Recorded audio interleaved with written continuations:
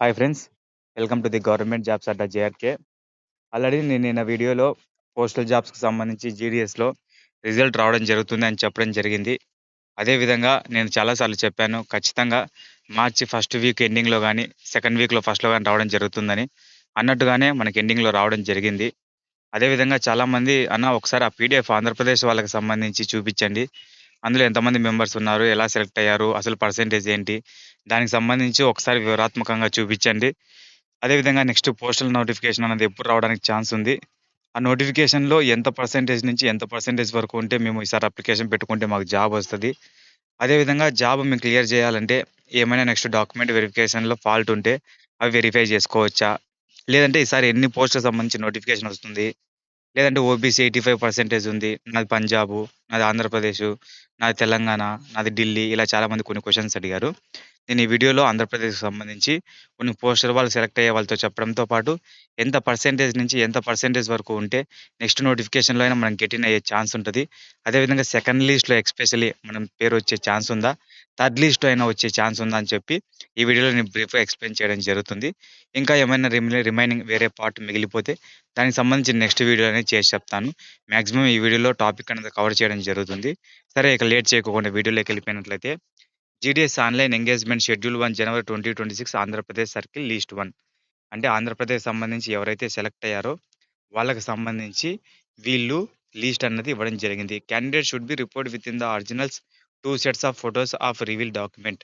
అంటే ఎవరైతే సెలెక్ట్ అయ్యారో వాళ్ళు 23వ తేదీ మార్చి 2026 2 కాపీస్ ఫోటోస్‌తో పాటు ఒరిజినల్ డాక్యుమెంట్ సర్టిఫికేట్‌లు తీసుకొని వెళ్లి అక్కడ డాక్యుమెంట్ వెరిఫికేషన్ చేయించుకోవాల్సి ఉంటుంది.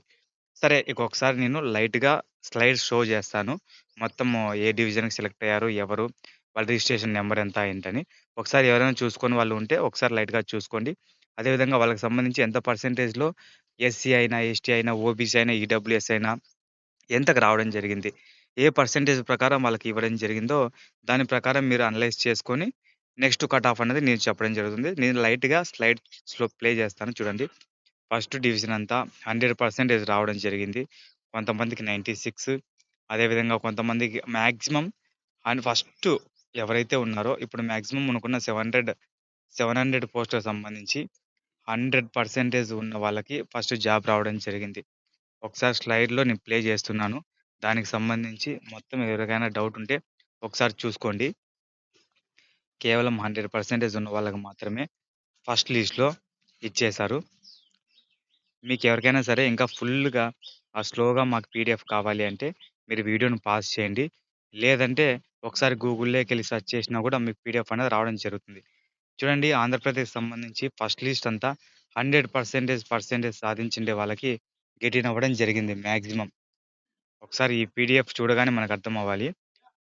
100% ఎవరైతే గెట్ ఇన్ అయ్యారో వాళ్ళకి మాత్రమే రావడం జరిగింది.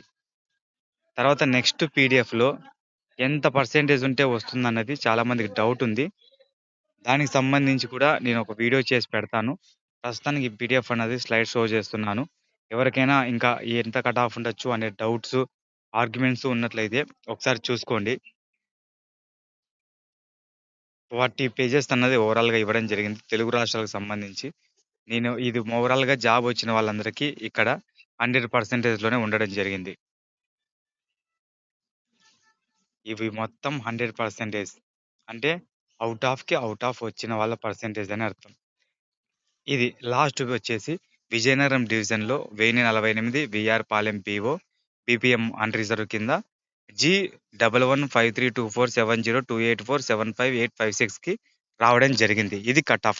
ఇప్పుడు సెకండ్ లిస్ట్ ఎప్పుడొస్తది, అదేవిధంగా దానికి సంబంధించి థర్డ్ లిస్ట్‌లో ఏ పర్సెంటేజ్ ఉంటదో నేను నెక్స్ట్ వీడియోలో ఎక్స్‌ప్లెయిన్ చేస్తాను.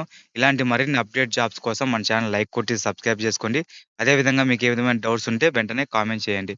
Thank you for watching. Thank you for supporting.